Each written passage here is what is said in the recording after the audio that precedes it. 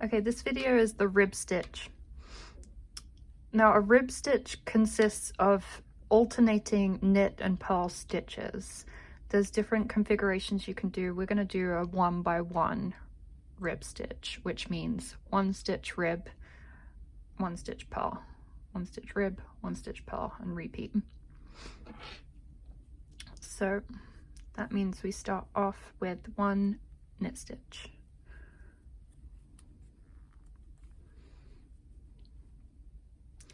Now the second stitch is going to be a purl stitch. Important step to remember here is your yarn needs to be on top of this needle. So you need to bring it in front of this needle like this before you start that purl stitch. So then the purl stitch, you go in from right to left on top of this needle. So you're coming in from behind. And then wrap and purl your stitch as normal. Release the back.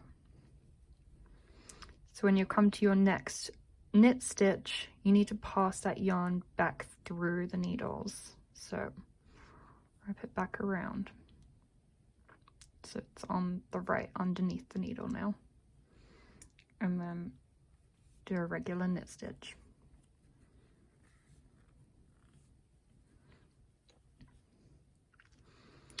Again, we're at our purl stitch, so we need to pass the yarn back over the needle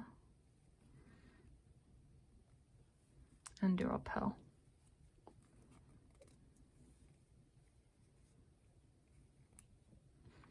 Pass the yarn back through and knit.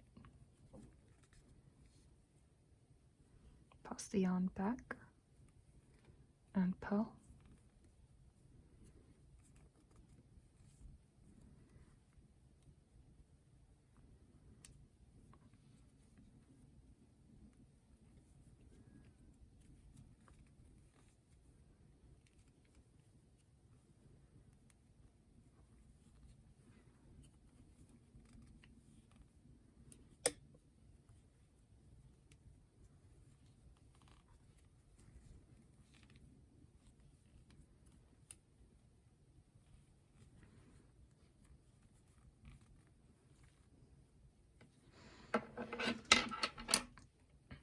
Okay, and that's our first row of rib.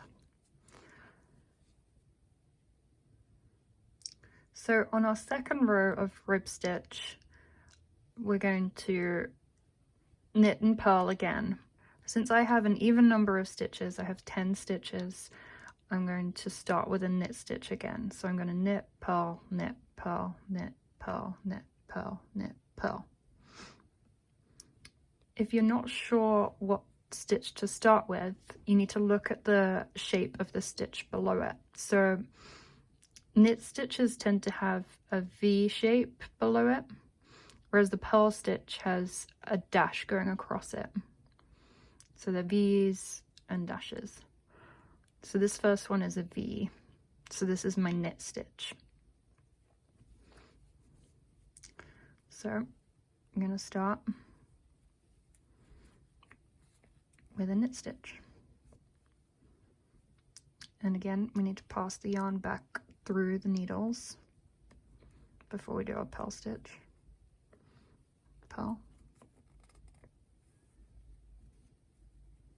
Pass the yarn back through the needles.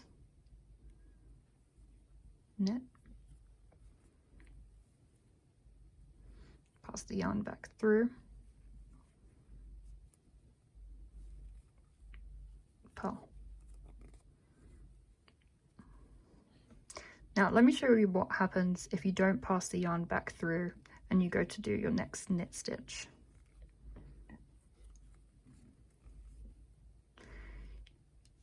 You end up gaining an extra loop in the middle there.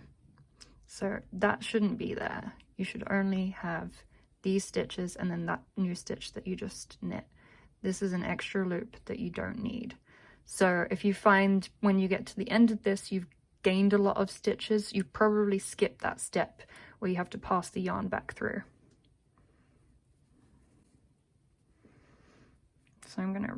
retract. Okay, I'm back to where I was before.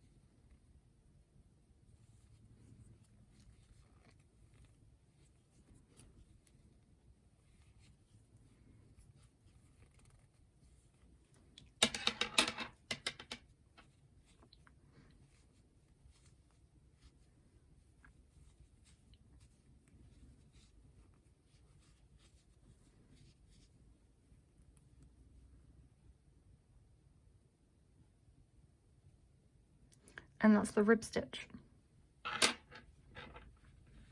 You'll start to see that it creates vertical lines of V's and dashes.